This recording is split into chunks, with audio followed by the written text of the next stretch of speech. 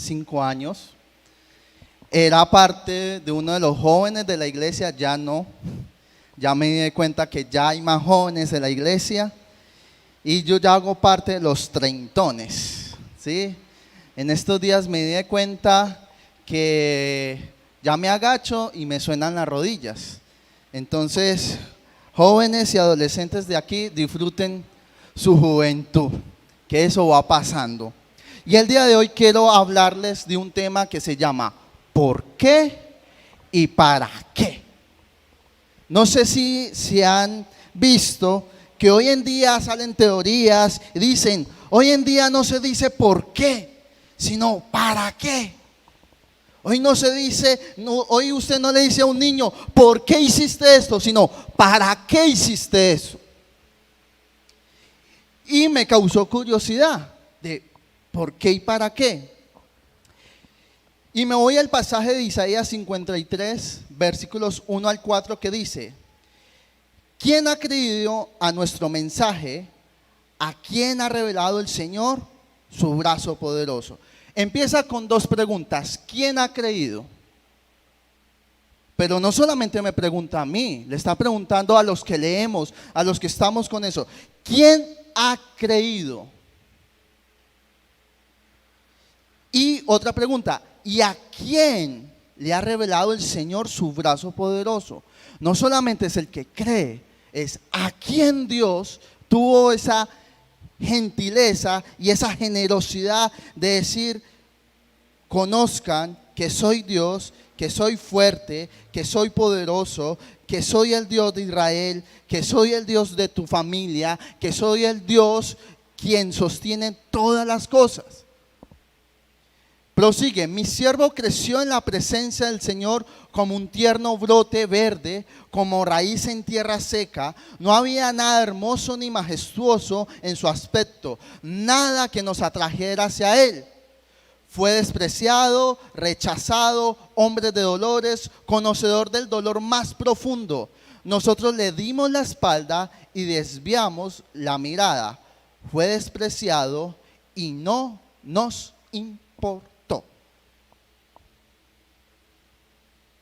Termina así el mensaje y dice: y no nos importó. ¿A quiénes dice? A todos nosotros, inclúyase. Y no nos importó. A la verdad, si Dios, cuando hace esa pregunta, ¿y a quién se le ha revelado el Señor su brazo poderoso? Fue porque Él quitó una vela, un velaje, una venda como tal, y nos empezó a importar que Jesús hubiera hecho lo que hizo. Pero lo resto no nos importó. Nosotros lo desechamos, nosotros lo despreciamos y no nos importó. Fue la misericordia de Dios.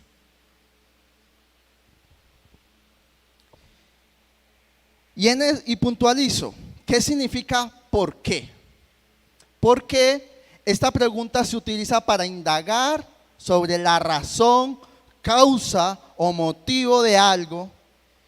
Parece como al profesor Girafales: ¿cuál es la causa, motivo, razón o circunstancia? Y se emplea para entender las circunstancias que llevaron a que ocurriera algo, o para conocer las causas detrás de una acción, situación o fenómeno. Por ejemplo, ¿por qué llovió ayer? En este caso, ¿por qué llovió anoche? Lo necesitábamos. O ¿por qué tomaste esa decisión? ¿Por qué tomamos las decisiones que tomamos? ¿Por qué decidimos lo que decidimos? Ahora, la definición de ¿para qué? Esta pregunta se utiliza para investigar el propósito, objetivo o finalidad de algo. Se emplea para comprender el motivo o la razón por la que algo se hace o se debe hacer. Por ejemplo, ¿para qué estudias medicina? ¿Cuál es ese propósito? ¿Cuál es su fin? ¿Para qué necesitas el dinero? ¿Para qué necesitas esa empresa? ¿Para qué necesitas prosperar? ¿Para qué? ¿Qué finalidad tiene eso? En resumen, ¿por qué se refiere a la causa o motivo de algo? Mientras que para qué se refiere al propósito o la finalidad de algo. Ahora me voy a hacer un 8 a la cabeza y nos vamos a hacer aquí un 8 a la cabeza. Porque traje 4 preguntas del por qué y 4 preguntas del para qué. Empecemos con la primera pregunta. ¿Por qué hemos elegido seguir la fe cristiana? ¿Por qué? ¿Qué sentido tiene? Porque una persona que viva en otra cultura, en otra dinámica diferente a nosotros, van a seguir otras corrientes religiosas. Pero ¿por qué nosotros hemos escogido ser cristianos? Segunda pregunta. ¿Por qué Cristo tiene tal impacto en nuestras vidas y en las vidas de millones de personas? ¿Por qué? ¿Hay un impacto? ¿Sí? ¿Un milagro? ¿Una razón de ser? ¿Por qué Jesucristo tiene un impacto en mi vida? ¿Qué causó creer? Porque si yo le pregunto a un niño, ¿por qué sigue la vida cristiana? Ah, porque mi mamá va a la iglesia. Pero si yo le pregunto a un adulto, ¿por qué decidió o qué impacto tuvo Cristo en su vida? Debe tener una respuesta. Debemos tener una respuesta. Tercera pregunta.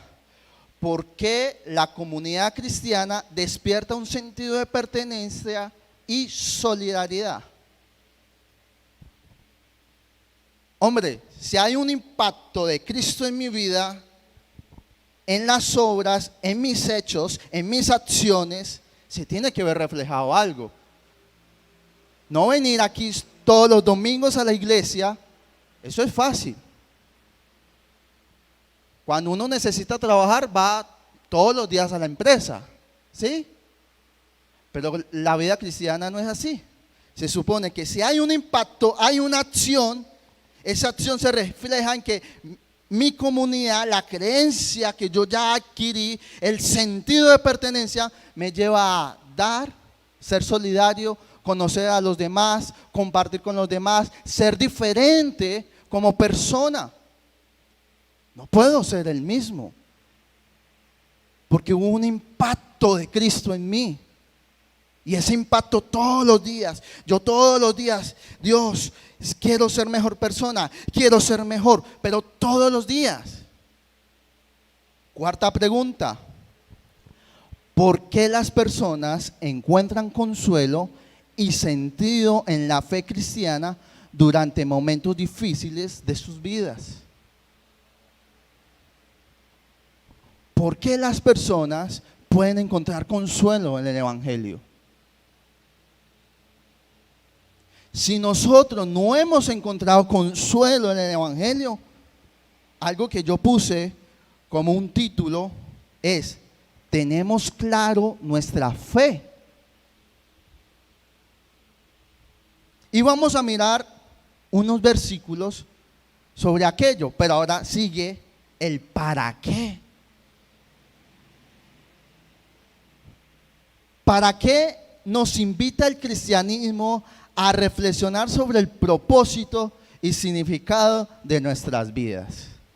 No sé si alguien aquí, o en nuestro tiempo, o en estos tiempos actuales, hay algo que se llama proyecto de vida. Y ese proyecto de vida tiene que decir cuál es su propósito. A todos nos han preguntado, nos han dicho cuál es su propósito. En anterior tiempo yo hubiera contestado: no, mi propósito es ser profesional, lograr ciertos estatus o economía social, ¿sí? Ahora, si a mí me preguntan cuál es mi propósito, Yo digo, mi propósito es diario, es hoy. Mi propósito no puede esperar a mañana. Yo mañana no sé si voy a vivir. Mi propósito es hoy. Lo que yo haga hoy me acerca a ese sueño, a ese anhelo, a eso que yo me estipulé, pero mi propósito empieza hoy. Y en el cristianismo, mi propósito es hoy. Hoy invito personas a la iglesia. Hoy comparto con personas del evangelio. Hoy. Por eso el propósito, ya no estamos hablando de tiempo, de lo que yo voy a hacer, sino lo que usted está haciendo hoy. Entonces, ¿para qué nos invita el cristianismo a reflexionar sobre el propósito y el significado de nuestras vidas? Segundo, ¿para qué debemos cultivar una relación personal con Dios y crecer espiritualmente? ¿Usted para qué ora? La Biblia dice que hay que orar. Sí, la Biblia dice que hay que orar. Como dice muchas otras cosas. Pero ¿para qué yo debo cultivar una relación con Dios? ¿En qué me beneficia yo tener una relación con Dios? ¿En qué sirve yo crecer espiritualmente? Si a mí me dicen que puedo crecer en conocimiento, puedo hacer especialidades, puedo hacer maestría, sin desmeritar eso, que es importante, puedo hacer un doctorado, pero en la espiritualidad no están esas categorías de maestría y doctorado, pero sí tengo que crecer espiritualmente. No me puedo quedar en el mismo sitio pensando igual como ayer. Si ustedes me preguntan, hoy ¿cómo piensa Daniel?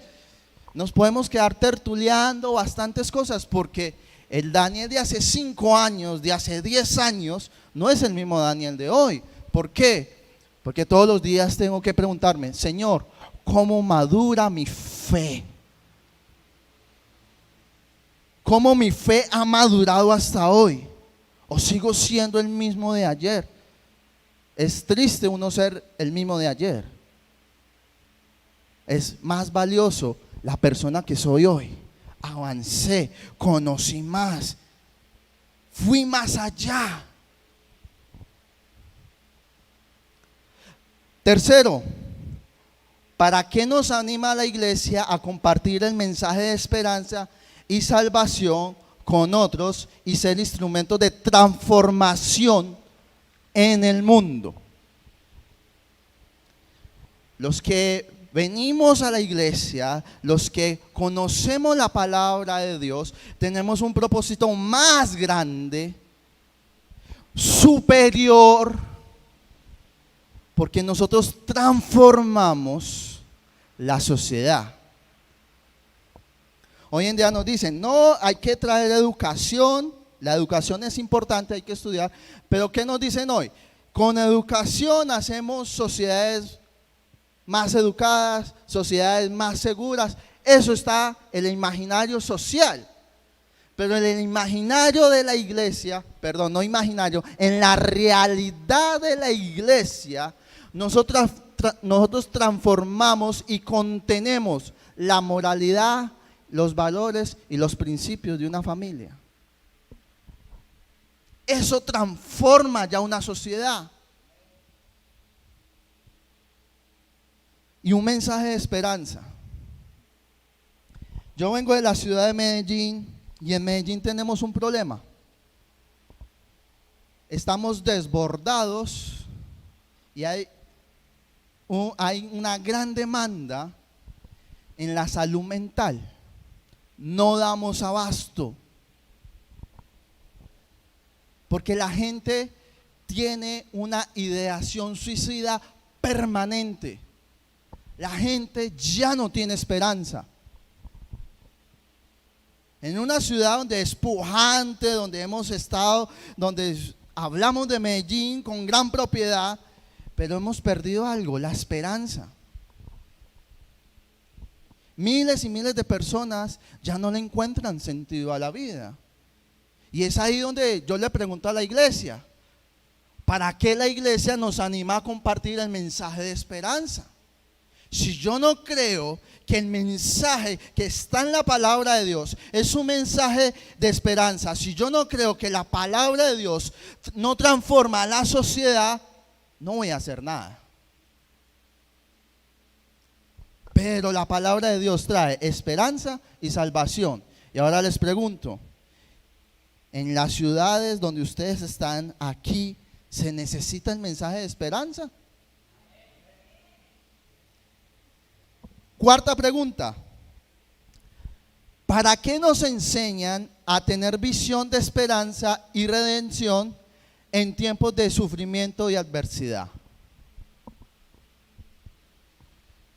No, es que el pastor se para aquí en la plataforma y dice, hermanos, hay que tener fe, vamos, adelante, hay circunstancias difíciles.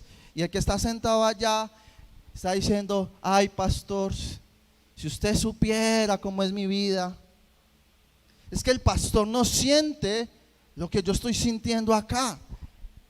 Como él está bien, ¿cierto? Pero ¿para qué entonces enseñamos en tener una visión de esperanza y redención en tiempos de adversidad?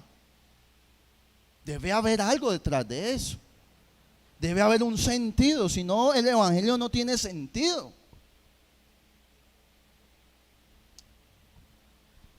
Y en ese momento algunos estarán analizando cada pregunta. Estarán diciendo, ve, está chévere en las preguntas, las voy a copiar. Otros estarán diciendo, ve, yo nunca me había preguntado eso. Otros dirán, yo sí me había preguntado eso, pero no había tenido la capacidad o me daba pena preguntar. Y hoy quiero decirles que yo también me preguntaba muchas cosas. Porque a mí la gente me pregunta, las personas me preguntan, ¿y usted por qué es cristiano? Para mí en la universidad era fácil, porque en ese tiempo tenía pues la llama, el fuego, pero cuando voy al trabajo y me pregunta el que es ateo, ¿usted por qué es cristiano? O me hablan de personas que creen en el universo. Hoy en día uno hablar de Jesucristo es más peligroso que hablar del universo. Es que a vos el universo te puso ahí. Suena bonito. Pero si yo le digo a alguien que Jesús utiliza tu vida, hoy en día eso es peligrosísimo. Es bastante peligroso. Pero ahora, nosotros nos debemos callar. Obviamente no estoy diciendo que ustedes van a pelear, pero sí estoy diciendo que otras personas, si tienen otras posturas, nos las dicen con firmeza, con seguridad, y se supone que nosotros como pueblo de Dios tenemos esa firmeza, esa seguridad de que lo que estamos creyendo tiene algún sentido. Porque si los otros tienen seguridad en lo que creen, pues más que todo el pueblo de Dios debe tener esa seguridad. En fin, gracias a la capacidad de razonamiento que nos ha brindado Dios, podemos tener un número de conceptos y de posturas frente a lo que escuchamos. El evangelio como tal encuentra empatía con nosotros. Tiene que haber una empatía. Tiene que haber una muestra de algo. ¿Por qué? Porque en el evangelio nos podemos ver reflejados allí. Yo cuando veo la palabra y veo a estas personas, yo digo, yo me parezco a esas personas. ¿Por qué me parezco a esas personas? Porque encuentro personas reales, con necesidades compartidas y tengo similitud con ellas. No son personas que no tuvieron los problemas que yo tengo. Cuando miramos la oración de Jabes, Jabes no es que estuviera pues en la gloria. Cuando miramos esas oraciones en los salmos, Cuando David se desgarra orando, diciendo, Señor, no es porque la estaba pasando bien. O sea, yo me identifico, David tenía una necesidad, él era un rey y tenía necesidades.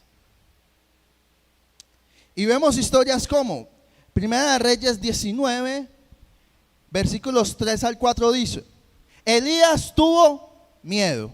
¿Quién no ha tenido miedo?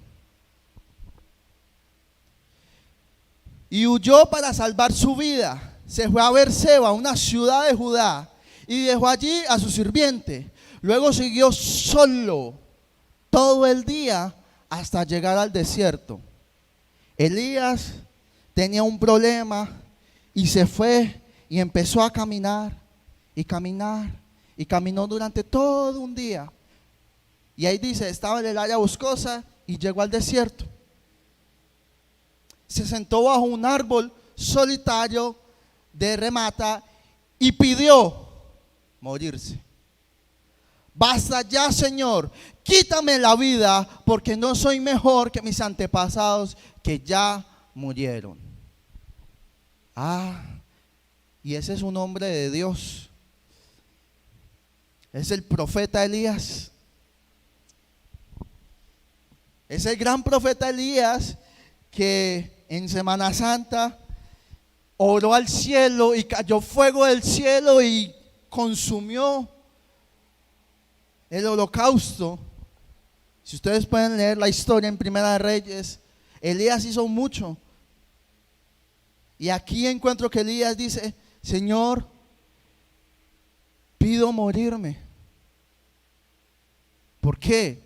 Porque el evangelio me lleva a una necesidad, decir, dependo de Dios.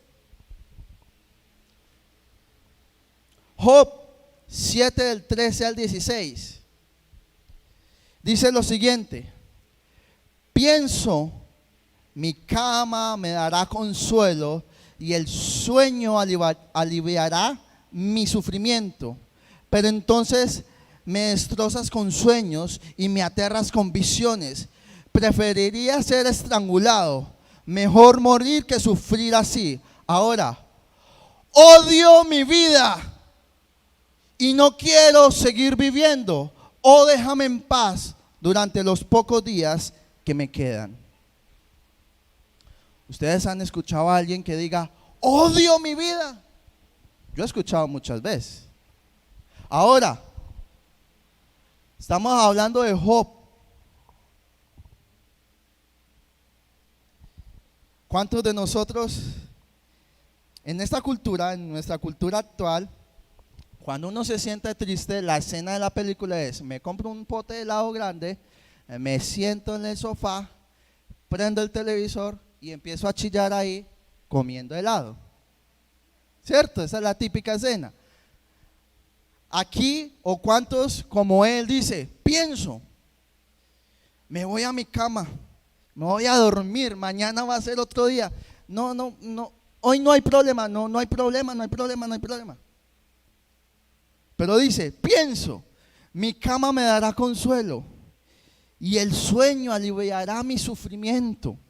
Suena muy poético, pero dice Job, pero entonces se me destrozan los sueños, me aterran las visiones. O sea, tenemos pesadillas que él dice, prefiero ser estrangulado. Pues si en mi cama no puedo descansar. ¿Cuántos se han sentido identificados con él? Eso es el evangelio. El evangelio es que yo me identifico con esas personas, que yo a veces me siento en mi cama y digo, no sé. Y es normal que un creyente diga, no sé. Es normal. Pues para eso tenemos la fe, para decirle, Señor, yo no sé, pero tú sí sabes. Tú sí me puedes ayudar. Tú sí me puedes sacar. Yo no puedo.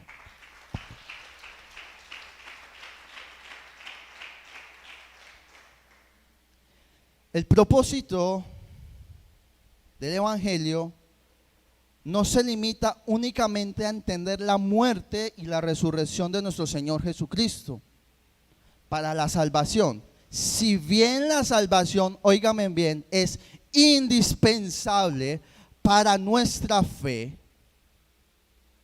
es indispensable, Dios tiene todo un plan maravilloso para nosotros sus hijos, pero a menudo descuidamos profundizar en este asunto.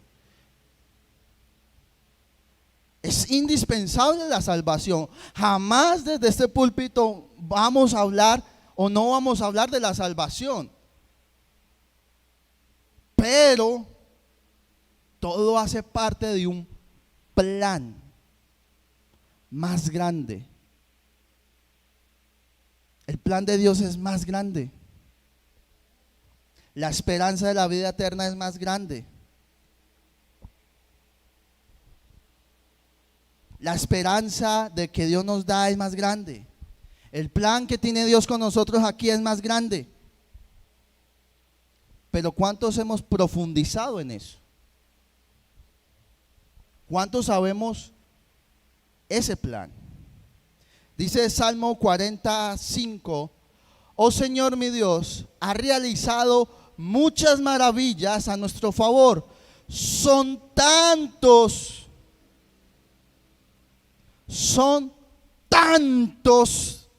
tus planes para nosotros que resulta imposible enumerarlos. No hay nadie como tú. Si tratara de mencionar todas tus obras maravillosas, no terminaríamos jamás. Bonito. De un plan, la salvación, miramos que Dios dice muchos. Entre ellos, indispensable la salvación. Es importante que ustedes lleguen a la salvación, pero es importante que ustedes también sepan que todo lo que hablamos aquí en ese lugar hace parte de todos esos muchos planes de Dios.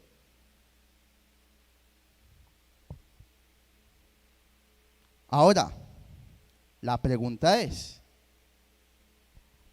¿cuántos puedes mencionar? Porque según el salmista dice, si tratara de mencionar todas tus obras maravillosas, no terminaríamos jamás. ¿Por qué hay que compartir el evangelio? Porque yo tengo que tener algo que contar. Debo tener algo que contar, porque sus planes son muchos, demasiados. Hebreos 4, 15, 16 dice: nuestro sumo sacerdote comprende nuestras debilidades, porque enfrentó todas y cada una de las pruebas que enfrentamos. ¿Quiénes? Nosotros. Sin embargo, Él nunca pecó. Así que acerquémonos con toda confianza al trono de la gracia de nuestro Dios. Allí recibiremos su misericordia y encontraremos la gracia que nos ayudará. ¿Cuándo? Cuando más la necesitemos. ¿Cuándo? ¿Cuándo Dios viene en mi rescate? Cuando más lo pidamos.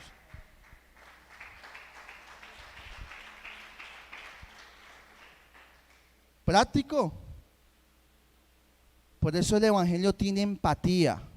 Me identifico. Nuestro sumo sacerdote comprende nuestras debilidades. Él lo sabe. Si yo no me puedo identificar con mi Señor Jesucristo, entonces ¿quién es nuestro sumo sacerdote? Isaías 44 del 2 al 5 dice: el Señor que te hizo y que te ayuda, dice: no tengas miedo, oh Jacob, siervo mío, mi amado Israel, mi elegido, Pues derramaré agua para calmar tu sed y para regar tus campos resecos. Derramaré mi espíritu sobre tus descendientes y mi bendición sobre tus hijos. Prosperarán como la hierba bien regada, como sauces en la ribera de un río. Algunos dirán con orgullo: yo le pertenezco al Señor. Yo. Otros dirán: soy descendiente de Jacob. Y algunos escribirán el nombre del Señor en sus manos y tomarán para sí el nombre de Israel. ¿Por qué? Porque Él es el Señor quien me hizo y quien me ayuda. Por eso me identifico con el Evangelio. Personas reales, con necesidades reales, pero con un Dios fuerte y poderoso.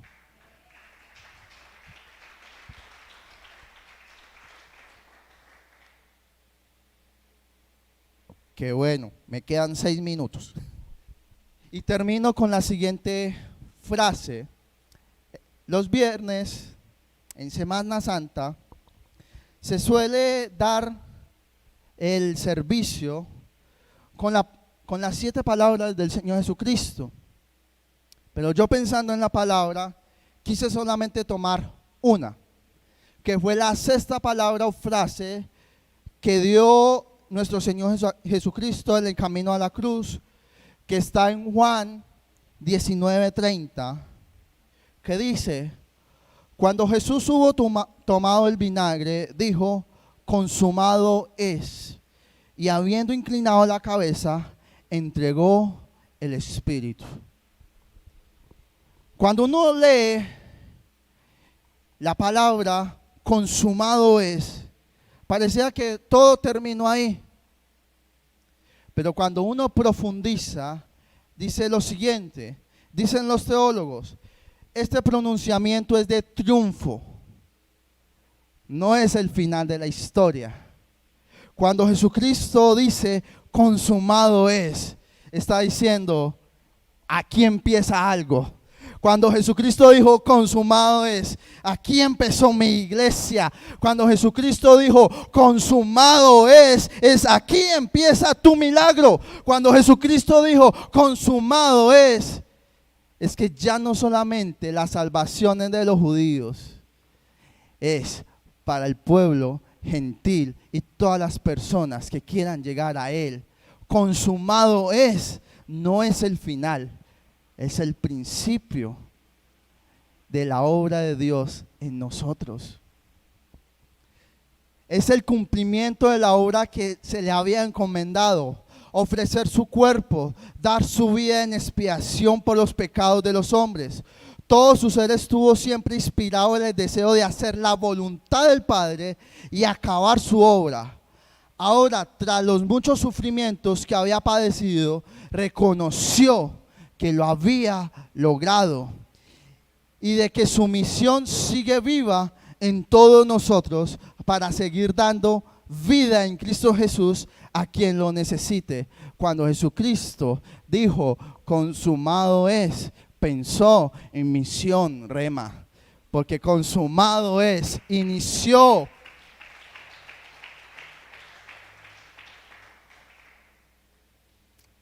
Siempre termino con esta frase: porque vale la pena el Evangelio, porque Dios tiene lo mejor para nosotros.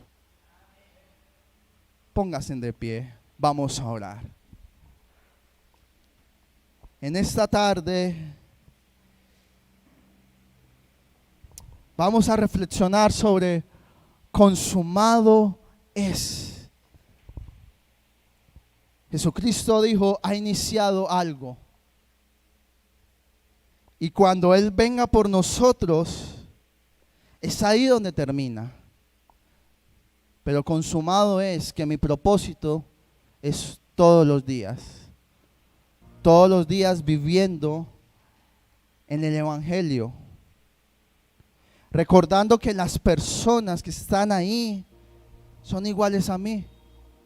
Ellos odiaron vivir. Es normal.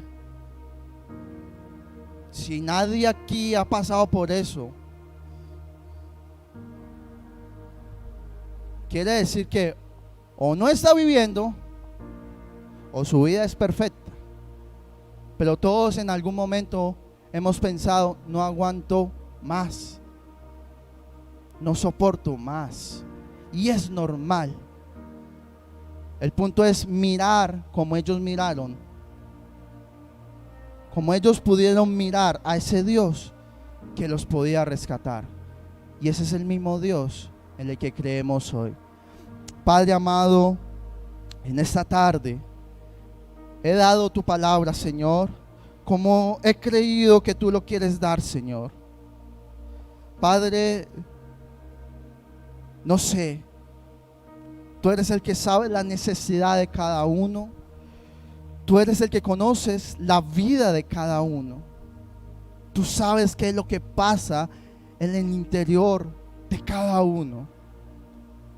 Amado Dios, cuando he llegado, Señor, delante de ti, Señor, te puedo decir, Señor, no sé. Yo tampoco sé. Estoy aprendiendo todos los días a vivir.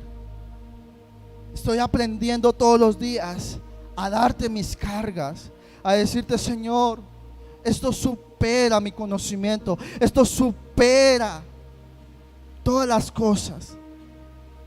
Pero así como Job, como Elías dijeron, esto me supera, pudieron decir, Señor, pero tú eres el grande. Pudieron tener fe, porque eso es el Evangelio. El Evangelio es reconocer el plan más grande que eres tú, Señor.